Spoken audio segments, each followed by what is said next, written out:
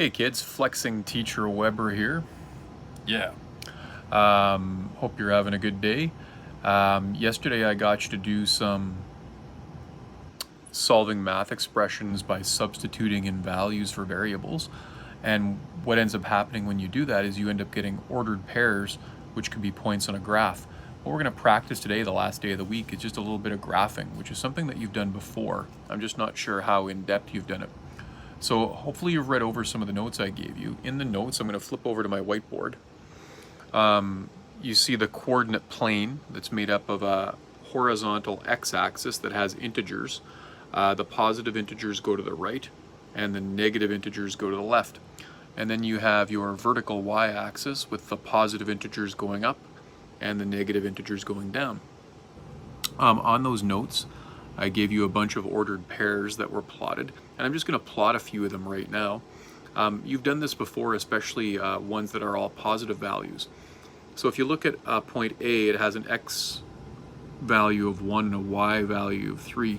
So you always do the x coordinate first and the y coordinate second. You always start at the origin. The origin is where the x and y axis meet. And in this first point, I will go across 1 and up 3. And then I put my point where the two grid lines meet. On this ordered coordinate plane that I've drawn, there are no grid lines. But you always put the point right where the grid lines meet, and I'll call that point A. The next point is the point -3, 4. And again, I always do horizontal first, vertical second. So I'm going to start at the origin, I'm going to go across 3, and I'm going to go up 4. And where those two meet, I'm going to put my point B. Point A is in what's called the first quadrant. Point B is in the second quadrant. The third point in your notes is -5, -2. So same thing as before. I'm going to go to the left, -5, and then I'm going to go down -2. And where those two grid lines meet, I will put my point and call that point C. That's in the third quadrant. The final point I have here is the point 6, -3.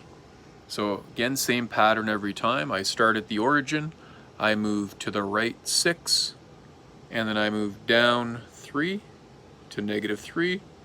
And where those two meet, I put my point and I call that point D. And that point is in the fourth quadrant.